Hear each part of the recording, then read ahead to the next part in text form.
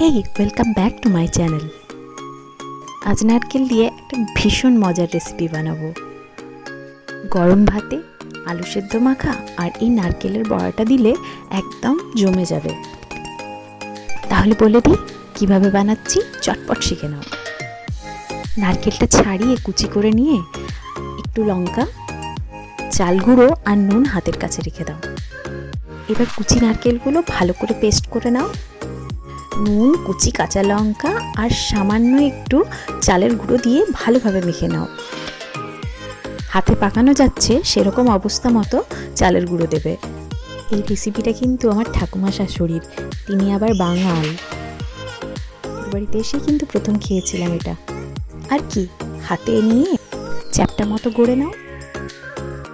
এবার তাওয়া গরম করে তেল দিয়ে দুপাশ ভালোভাবে ভেজে নাও। জানো তো, আমার ঠাকুমা শাশুড়ি এই বয়স পর্যন্ত রান্না করতে পারে। আমাকে নিরামিষ লাউ পাতা বাটা করে খাইয়েছিল, এত সুন্দর, এখনও মুখে লেগে আছে। তোমাদের সাথে অবশ্যই আমি একবার শেয়ার করব।